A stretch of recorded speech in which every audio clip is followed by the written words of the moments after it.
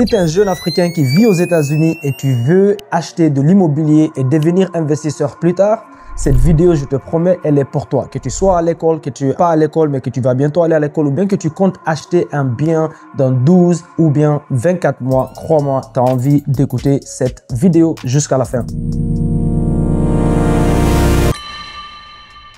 Bonjour, mon nom c'est Mamadou Lamine, Diallo, développeur immobilier temps plein ici aux États-Unis, immobilier de luxe, la famille. Il faut savoir que ici aux États-Unis, la meilleure manière de créer des richesses générationnelles que les Indiens asiatiques pratiquent, d'accord, d'une manière générationnelle que nous, on ne pratique pas, c'est commencer, au lieu d'acheter un single family, une maison individuelle, c'est d'abord acheter, d'accord, un duplex ou bien un triplex ou bien un fourplex. C'est quand tu achètes 2 appartements ou bien 3 ou bien 4, tu vis sur un et tu fais louer les autres et c'est beaucoup plus facile de se qualifier pour ce genre de bien que de se qualifier d'ailleurs pour un single family. Parce que quand tu achètes un multifamily qu'on appelle ça, devine quoi, ils vont utiliser les loyers, d'accord, projetés des unités où tu ne vas pas vivre et ils vont prendre 75% de ces revenus-là, ils vont rajouter ça sur ton salaire pour te qualifier. Maintenant, imagine que tu es à l'école. D'accord? Ici aux États-Unis, il y a une chose qui est très importante quand tu veux investir dans l'immobilier qui peut t'aider à accélérer le processus d'avoir accès au financement très facilement pour acheter ton premier bien, que tu veux acheter un duplex, un triplex ou bien un fourplex. C'est l'expérience.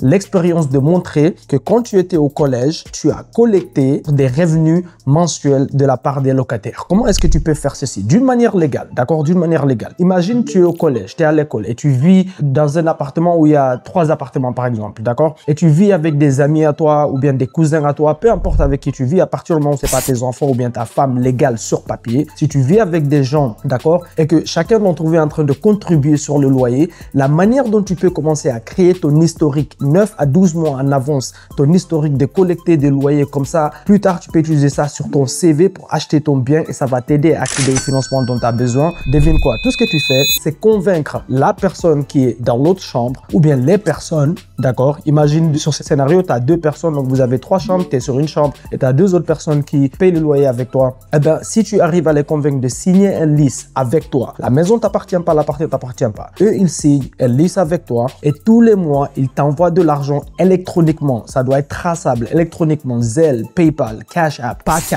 cash, d'accord? Ils t'envoient ça et ils mettent sur les notes. Vous savez, quand vous envoyez un Zelle ici aux États-Unis ou bien un Cash App, vous pouvez écrire pourquoi est-ce que vous avez envoyé $700 à quelqu'un. Ils doivent écrire sur le mémo, d'accord, que ça c'est pour le loyer de janvier, ça c'est pour le loyer de février. Si tu arrives à avoir ça pendant 9 à 12 mois, tu viens de te créer une historique de ce qu'on appelle un landlord experience. Un landlord experience, c'est quand tu vas chez les banquiers et tu dis, ok, je vais acheter 4 étages, je veux vivre sur un, je vais faire louer les autres. Ils vont dire, ok, est-ce que tu as de l'expérience à gérer des locataires? Eh bien voilà, tu as déjà créé, d'accord, ton expérience avec des sous-locataires. La maison t'appartenait pas, tu as loué la maison, il y a d'autres personnes qui vivent avec toi. Eux, au lieu de payer directement le propriétaire de la maison, ils te donnent toi l'argent, toi tu payes le propriétaire et tout est documenté. Tu as un lease avec ces gens-là, d'accord, et ils t'envoient l'argent électroniquement et tout est documenté aussi. Tu peux montrer cet historique-là. Deuxième chose que tu peux faire, l'historique de travail. Quand tu utilises ton nom propre et ton numéro social et tu veux aller acheter, d'accord, utiliser des financements très abordables comme FHA, VA ou conventional, où tu mets très peu d'argent sur la table pour acheter 3,5%, VA pour les gens qui sont à l'armée, 0%,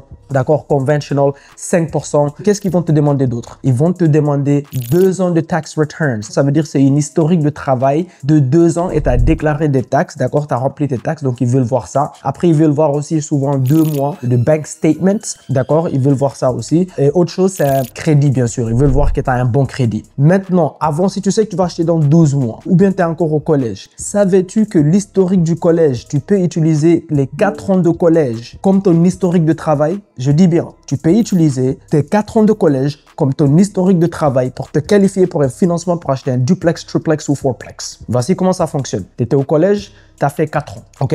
Et quand tu termines le collège ou bien juste à la dernière année avant que tu termines, une entreprise t'offre un travail. Imagine que c'est nous, tu nous as contacté, tu as dit, hey, j'aimerais bien travailler en tant que project manager, par exemple. Luxury Constructions, on t'engage et on te donne un boulot et on écrit la lettre comme quoi tu es bien engagé. Et donc, dès que tu reçois la lettre qu'on t'a engagé et que tu vas commencer, il y a une date de quand tu vas débuter le boulot. Maintenant, tu peux aller à la banque avec tes 4 ans d'expérience au collège, plus la lettre d'offre d'emploi qui où c'est écrit la date quand tu vas commencer et ils vont te qualifier pour que tu achètes ton duplex, triplex ou fourplex. Donc, tu n'as pas besoin de commencer le boulot en tant que project manager et puis travailler 2 ans pour créer une historique de 2 ans et seulement après aller acheter ton bien immobilier. Tu peux utiliser ton expérience du collège comme historique de travail. Ici aux États-Unis, la plupart des gens ne savent pas ceci, la famille, d'accord? Donc, la manière de faire ceci, la famille, il y a 2 manières de faire ceci. Quand vous achetez un bien immobilier, c'est censé être un investissement. Si vous commencez par votre maison de rêve, parce que la plupart des gens qui veulent acheter des biens immobiliers sont émotionnels sur l'achat. Et je sais parce que j'ai fait la même erreur au début, parce que j'avais pas compris le jeu. Quand tu achètes un bien immobilier, si à la fin du mois, ça ne te rapporte pas de l'argent dans ta poche, devine quoi? Ce n'est pas un investissement. Si tu as un single family, il n'y a que toi qui payes, d'accord? Tu dois aller faire Uber, après travailler, prendre des extra shifts juste pour payer ton mortgage, c'est pas un investissement. D'accord? Ce sont des chaînes d'esclaves. Mais quand tu commences d'abord par tes investissements et tu achètes ta maison de rêve après. Donc, c'est soit la meilleure stratégie à faire. Il y a la stratégie qu'on appelle, d'accord, 4, 3, 2,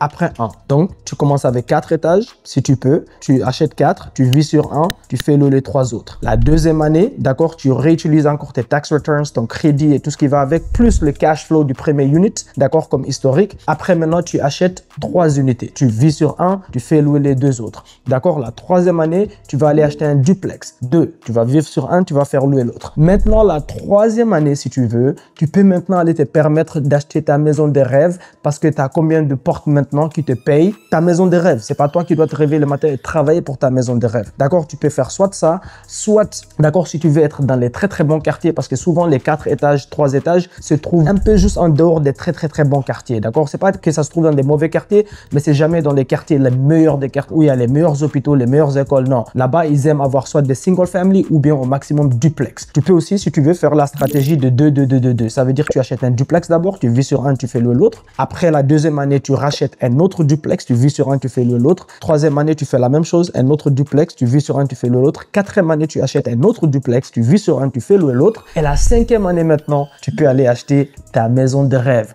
Parce que maintenant, tu as combien de portes qui te payent? Tu as 2, 4, 6, tu as 8 portes. 8 portes qui te payent d'une manière mensuelle, passivement. Et après, maintenant, tu vas aller acheter ta maison de rêve et c'est tes locataires qui te payent pour ta maison de rêve. D'accord, la famille? Voici comment nous, les jeunes Africains, on doit commencer à jouer le jeu ici aux États-Unis, que les Indiens et les Asiatiques, qui sont les familles les plus financièrement développées aux États-Unis et les plus financièrement libres aux États-Unis, statistiquement, ce sont les gens qui s'en sortent le plus parce que dès qu'ils arrivent ici, ils ont compris le système du crédit, ils ont compris le système de l'immobilier et ils ont compris que c'est un pays d'entrepreneurs et ils commencent direct. N'importe qui aux États-Unis n'a pas d'excuse de commencer au moins dans l'immobilier. N'importe qui peut commencer dans l'immobilier. N'importe qui est capable d'acheter un bien où il vit sur un, il fait louer l'autre. D'accord? Mais là, cette vidéo aussi spécifiquement pour les jeunes. Je sais qu'on a beaucoup de jeunes dans la communauté qui sont à l'école. Voici comment tu crées ton historique à partir de l'école au lieu d'attendre. Mais même si tu n'es pas à l'école et tu vis quelque part avec des locataires, que vous partagez les chambres ou bien vous partagez, peu importe. Si c'est pas ta femme légale sur papier, je parle. Parce que si vous n'avez pas signé ici, même si c'est ta femme, et vous vivez ensemble, devine quoi? Vous n'êtes pas marié. Donc, ta copine peut signer le lease et t'envoyer le loyer tous les mois et ça doit être très bien documenté et tu peux utiliser cet historique quand tu vas aller te qualifier pour ton financement pour acheter un duplex, triplex ou bien fourplex. Même chose si c'est des amis, des cousins. À partir du moment où c'est pas tes enfants et ta femme légale ou bien ton mari légal, te donne les grains. Ok la famille, aimez la vidéo, laissez un commentaire en dessous pour ceux que ça intéresse. Si vous pensez que vous avez appris quelque chose aujourd'hui, on a des classes 4 fois par semaine, mardi, jeudi, samedi, dimanche. Où on a toute une communauté qui apprend des stratégies immobilières ici aux États-Unis. Ils apprennent le crédit, ils apprennent le financement, d'accord, ils apprennent comment analyser les deals, choisir les quartiers, comment parler au loan officer, comment parler au banquier, comment obtenir des financements d'investissement et comment obtenir des financements personnels pour investir dans l'immobilier et comment accéder même à des financements de business à 0% pour commencer des business. À côté, si cela vous intéresse, laissez un commentaire en dessous. Boum, boum, boum.